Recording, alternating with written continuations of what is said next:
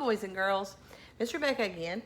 I brought a book that I wanted to share with you about a young lady's first day of school that was a little bit strange. It's a popular book, so you may have read it before, but I always say that if it's a good book, it's worth reading again. Now, the really neat thing about this book is last year I had several students ask me about the David books, like No David and It's Christmas Time, David, I think is the name of it. Anyway, those books are written by David Shannon. And this book is also written and illustrated by David Shannon, but the illustrations in this one are a little bit different. In fact, it's one of my favorite books. The illustrations in this book are some of my favorite. So I think you're going to like it. You can see that this book has been checked out a lot. This came from the library. It's a little bit well-loved. Just shows you what a good book it is. But this book is called A Bad Case of Stripes. And she looks a little different on that page, doesn't she? Let's see what we can find out. Camilla Cream loved lima beans, but she never ate them. All of her friends hated lima beans, and she wanted to fit in. Camilla was always worried about what other people thought of her. Today, she was fretting even more than usual. It was the first day of school, and she couldn't decide what to wear. There were so many people to impress. She tried on 42 outfits, but none seemed quite right. She put on a pretty red dress and looked in the mirror, and then she screamed. Got any idea why she'd scream? Did some of you have a hard time deciding what to wear this morning? See if this happened to you. Oh, I'll show you the picture.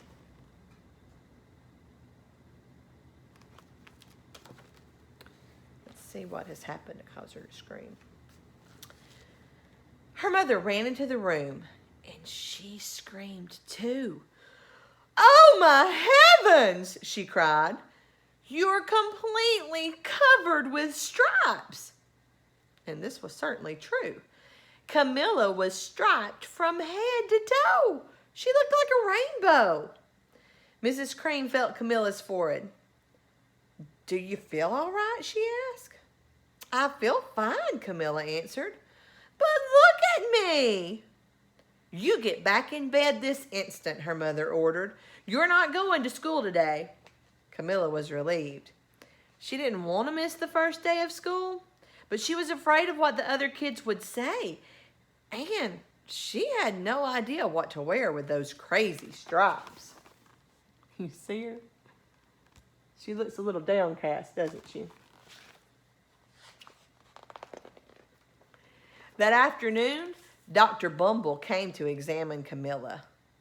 "Most extraordinary," he exclaimed. "I've never seen anything like it. Are you having any coughing, sneezing, runny nose, aches, pains, chills, hot flashes, dizziness, drowsiness, shortness of breath, or uncontrollable twitching?" "No," Camilla told him. "I feel fine." "Well then," Dr. Bumble said, turning to Mrs. Cream, "I don't see any reason why she shouldn't go to school tomorrow. Here's some ointment that should help clear up those stripes in a few days. If it doesn't, you know where to reach me." And off he went. Check out this picture. Look. Even her tongue is striped. She really is striped from head to toe, isn't she? The next day was a disaster. Everyone at school laughed at Camilla. They called her Camilla Crayon and Night of the Living Lollipop. She tried her best to act as if everything were normal, but when the class said the Pledge of Allegiance, her stripes turned red, white, and blue, and she broke out in stars.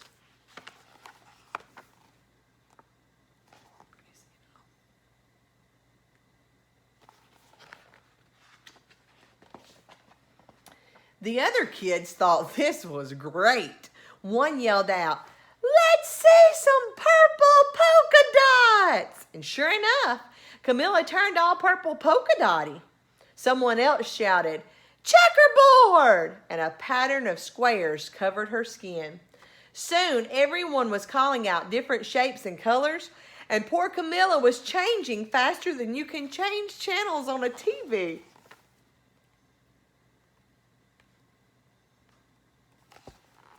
So she's changing based on her environment, what people say, or what she's putting on, or what's around her. That night, Mr. Harms, the school principal, called. "I'm sorry, Mrs. Cream," he said. "I'm going to have to ask you to keep Camilla home from school. She's just too much of a distraction, and I've been getting calls from the other parents. They're afraid those stripes may be contagious." Camilla was so embarrassed. She couldn't believe that 2 days ago everyone liked her. Now nobody wanted to be in the same room with her. Her father tried to make her feel better. "Is there anything I can get you, sweetheart?" he asked. "No, thank you," sighed Camilla. What she really wanted was a nice plate of lima beans. But she had been laughed at enough for one day.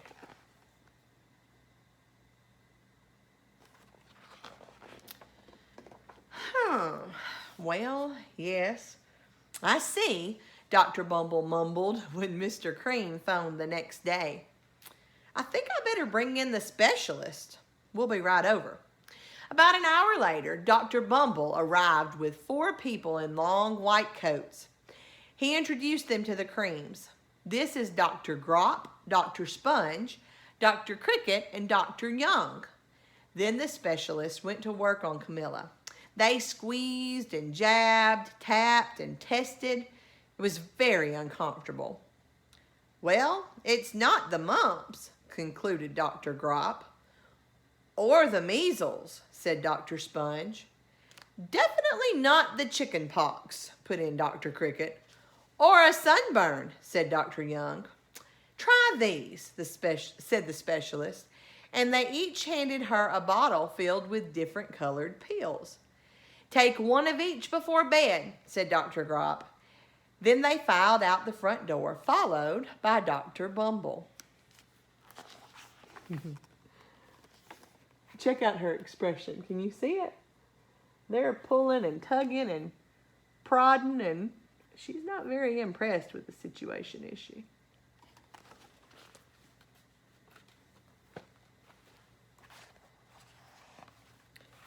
That night, Camilla took her medicine. It was awful.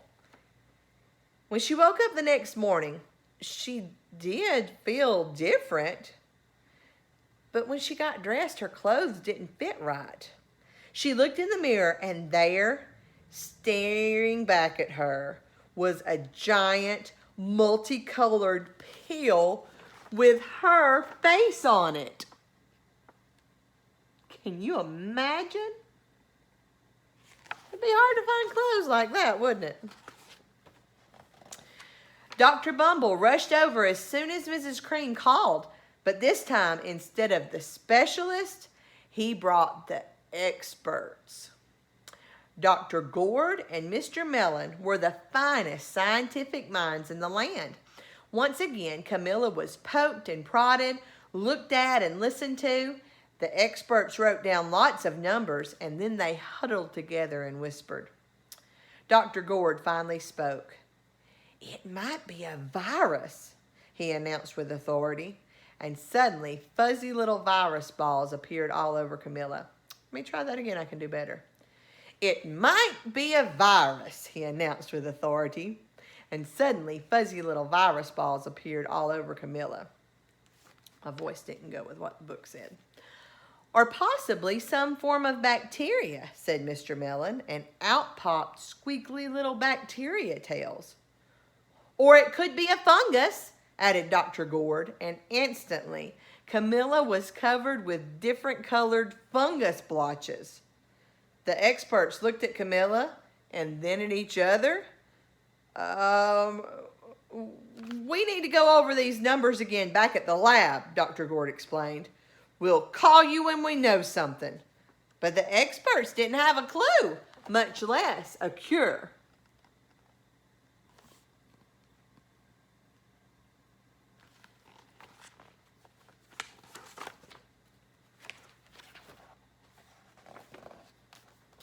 By now, the TV news had found out about Camilla.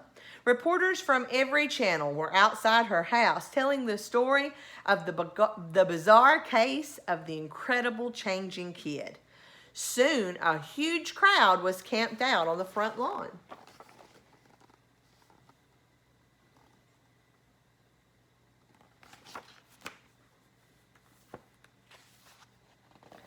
The Creams were swamped with all kinds of remedies from psychologists, allergists, herbalists, nutritionists, psychics, an old medicine man, a guru, and even a veterinarian.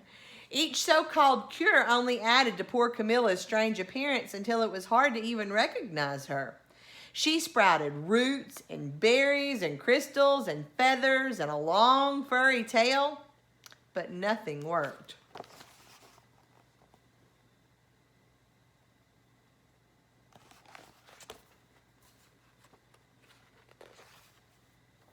One day, a woman called herself an environmental therapist, claimed she could cure Camilla.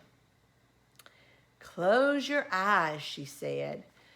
"Breathe deeply and become one with your room." "I wish you hadn't said that," Camilla groaned. Slowly, she started to melt into the walls of her room. Her bed became her mouth. Her nose was a dresser, and 2 paintings were her eyes. The therapist screamed and ran from the room. "What are we going to do?" cried Mrs. Cream. "It just keeps getting worse." And she began to sob. Can you see? Look, it said her bed was her mouth, so there's her mouth. And her nose was her dresser. Is that what her nose was? Was her dresser, and then the 2 paintings were her eyes. So there's her nose, and then those are her eyes. Isn't that neat? She's in a fix now, though, isn't she? At that moment, Mr. Cream heard a quiet little knock at the front door. He opened it, and there stood an old woman who was just as plump and sweet as a strawberry. "Excuse me," she said brightly, "but I think I can help."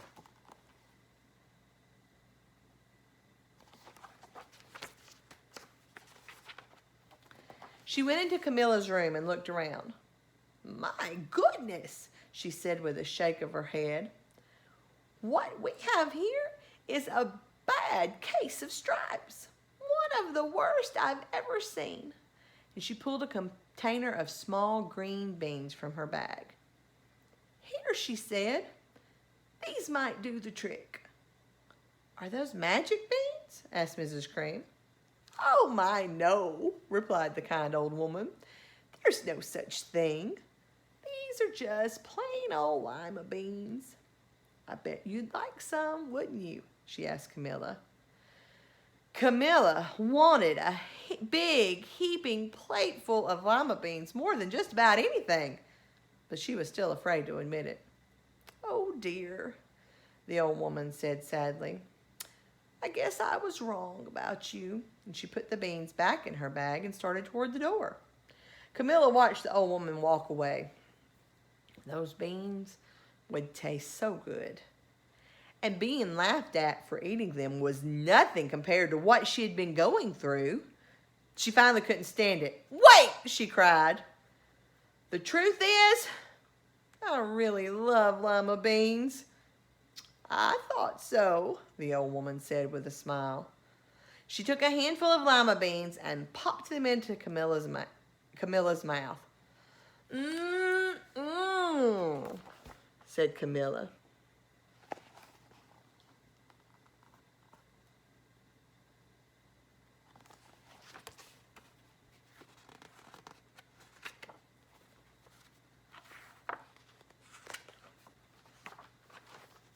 Suddenly, the branches, feathers, and squiggly tails began to disappear.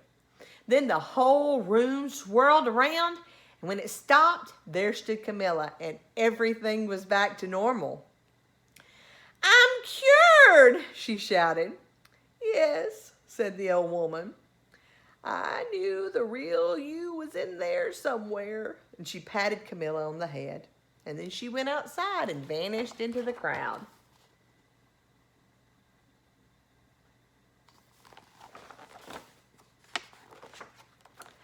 Afterward, Camilla wasn't quite the same. Some of the kids at school said she was weird, but she didn't care a bit. She ate all the lima beans she wanted, and she never had even a touch of stripes again. Look how happy she is with her plate of lima beans.